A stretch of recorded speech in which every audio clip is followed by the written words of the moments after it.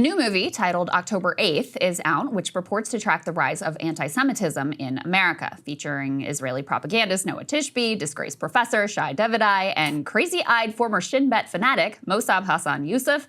It is this clip, though, of Sheryl Sandberg of Facebook and corporate feminism fame that went viral online. I was on a walk with one of my closest friends who's not Jewish. And just out of nowhere, not expecting to say this, what came out of my mouth was, "Will you hide me? Like, if it comes to that, will you hide me and my family?" And like, do I really think that's gonna happen in the United States? No. And it was interesting because she didn't really know what I was talking about. She, "What do you mean hide you?" And I explained that there are these righteous people that hid Jews. This is the story of Anne Frank. And then of course she said, "Oh, I know what you mean." But any Jew would have known what I meant immediately. The movie, which depicts Jews as the ultimate victims and dishonestly conflates anti-Zionism with anti-Semitism, drops at a time when untold tens of thousands of Palestinians have been slaughtered. Israel has reinstituted a complete siege on Gaza, and here in our own country, students are being kidnapped off the street for the crime of opposing this ongoing US-backed genocide. Now, reacting to this context and the Sandberg clip, Sam Adler-Bell put it quite bluntly. Quote, "Can we just be honest about this for an effing second? The current government of the US is using the protection of Jews to disappear people from our streets for their political speech on your behalf. You got what you wanted. They're the Nazis. You're a collaborator." Now, Bell later clarified, in case there was any doubt, he was specifically singling out Sandberg here, which makes sense given her prominent role in pushing atrocity propaganda that has been used to justify Israeli war crimes. Not to mention how insulting it is to all of us to watch a billionaire expect us to see her personally as a victim while an entire helpless population is being starved. His core point, though, is worth contemplating further because he rightly points out the way that liberal language around campus safety and protection of Jews is being used to push the bleeding edge of Trump's authoritarian power grab, a scheme that seeks to silence all critics and hobble all political adversaries, not just among immigrants and not only with regards to Israel. Many of us watched with horror last week the video of a student from Turkey abducted off the street while stepping out to visit some friends by a mob of masked, plainclothes state thugs. Her crime here? Publishing an op-ed in the student newspaper that happened to sort of be critical of Israel. Now, these scenes have been playing out on campuses across the entire country. Green card holder Mahmoud Khalil was taken first from Columbia. We covered that extensively. Another Columbia student and green card holder, Yun Sao Chung, she was able to get a court order blocking her arrest. She's been in the U.S. since she was 7 years old. Badr Khansori, a Georgetown University postdoctoral fellow, was arrested seemingly over his wife's Palestinian ancestry. He's now in custody in Texas. An international Minnesota student was arrested by ICE, the details of which we actually still don't even know, but it's suspected to be part of this state crackdown on Israel dissent.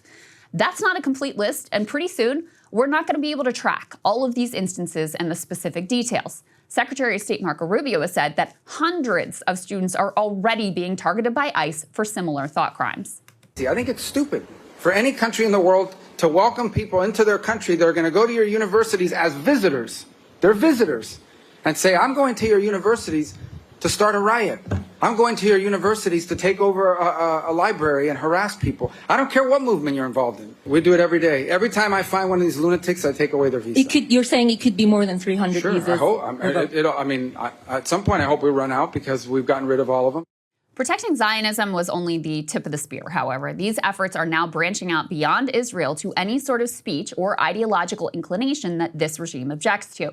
A University of Alabama student was arrested with no charges, no seeming connection to any of the protest activity. He was Iranian, however, so I suppose that made him automatically suspect somehow. Ken Klippenstein got hold of a leaked memo mandating all current and returning visa holders be subjected to an ideological test through spying on social media in an attempt to identify any non-conforming views. As Ken notes, the directive seems to be aimed at pro-Palestine sentiment, but it uses broad language about, quote, conduct that bears a hostile attitude toward U.S. citizens or U.S. culture, including government, institutions, or founding principles. One of those founding principles, of course, is freedom of speech, but I don't think they've got that one in mind at the current moment. As part of this purge, Zateo scoops that ICE is manually changing the immigration status of students in a database normally maintained by universities. Now, visas allow students to enter the country. Status allows them to stay, and it's dependent on things like being good standing at the school, taking a certain number of courses, etc. ICE is changing student statuses, and in many instances, not even notifying students, so we can't even really say what sort of wrongthink they are being targeted for. Nor is the crackdown only aimed at immigrants. Supposed anti-Semitism is being used to control entire universities, and pro-Palestine protests are being routinely described by top law enforcement officials as terrorism, with major potential implications for anyone, citizen or non, who would want to participate. The entire apparatus of the state is being marshaled to enforce conformity and compliance, targeting immigrant protest leaders while waving the flag of Jewish safety open the door to an ever-expanding assault on all of our rights. Now, in retrospect, I guess it was predictable that Zionism would be the Trojan horse for ushering in this fascistic program. After all, liberal politicians and Zionists pioneered the use of this sort of language about Jewish safety in order to cover up their own defense of the Israeli Jewish supremacist ethno-state, an explicitly fascist project. How else could they cloak their support for a regime that completely undermines their supposed commitment to equality, tolerance, to human rights? White supremacy, of course, that's a no. Black nationalism, also a no. But Jewish supremacy? Nearly all democratic elites would defend it to the death. Why? Well, in addition to the well-organized and very influential Israel lobby, Israel aids U.S. empire. It's always served as a critical strategic beachhead for battles in the Middle East over communism or over oil or whatever ends our empire wanted to accomplish. It was also easy to feel after the Holocaust, of course, that the Jewish people were the ultimate victim group deserving of this special status. Now, this sense was deepened by our own national guilt of denying entry to Jewish refugees fleeing the Nazi regime. For many older Democratic officials, Israel, with its kibbutzim and dominant Labor Party, also sort of coded liberal, lefty even, until its modern hard-right turn. As for the Democratic base, their minds just largely glossed over, I think, the central contradictions to the extent they really thought that much about it at all. Jews deserved a safe refuge, did they not? Both parties in the media, they all seemed to agree. And Palestinians, they were allowed scarcely any voice at all, so their suffering in the occupation at the hands of Israel was pretty easy to invisibilize. Today, though, due to sustained attention to the genocidal assault on a trapped population that Israel's been committing with our government's full backing, there is now a profound split between the Democratic base and their elected leaders. I suppose for your average Democrat watching Israel, the supposed victim, reduce Gaza to complete rubble with full backing from the most powerful military on earth, well, you might say that it kind of heightened the contradictions. For the first time, Gallup has found that a plurality of Democrats have more sympathy for Palestinians than for Israelis by a margin of 49 to 38. But unlike the base, the vast majority of Democratic electeds have remained committed to warping liberal values to defend their support of a violent ethno-state. Think of Biden's frequent rejoinder that without Israel, no Jew on earth is safe, or Kamala's full-throated condemnation of pro-Palestine protests. That this ideological framing was already pervasive and embraced by liberal elites made it very easy for Trump to weaponize in his authoritarian power grab. The Democratic Party had already conceded under Biden that protesters were criminal Hamas terrorist supporters, leaving party elites only with appeals to due process to push back against this authoritarian onslaught. Now, casual observer could be left wondering why Democrats would care so much about keeping these students in the country if they're such terrible, terrorist-loving people, after all. Yale professor Jason Stanley, himself a Jew and a scholar of fascism, describes well how Trump has taken this opening, wielded for himself the language of safety, and is using Jewish people, in his words, as the, quote, sledgehammer for fascism. Take a listen. What are the most toxic anti-Semitic tropes? Well, Jews control the institutions. This is absolutely reinforcing this. Any young American is going to think, remember what happened when they took down the world's greatest university system on behalf of Jewish safety? This will go down in history books. The history of this era will say that Jewish people were the sledgehammer for fascism. So if we don't speak out, if we American Jews do not speak out against this, this will be a grim history chapter in our history as Americans. It's the first time in my life as an American that I have been fearful of our status as equal Americans, not because of the protests on campus, which, as I said, had a lot of Jewish students in them, but because we are suddenly at the center of politics, of U.S. politics. It's never good to be in the crosshairs for us. And we are being used to destroy democracy. Right now today, Zionist groups are compiling hit lists of students for ICE to target for deportation.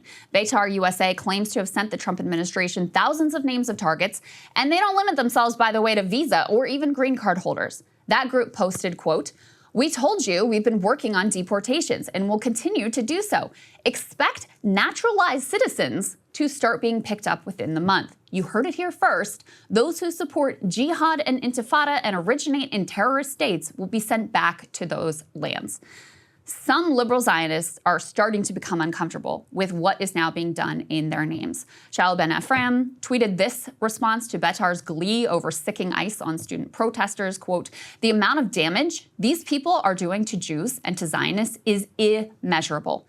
Free Press contributor Eli Lake objected to Mahmoud Khalil's deportation on Twitter, saying, quote, "As much as I despise campus solidarity with baby stranglers, I love American values more."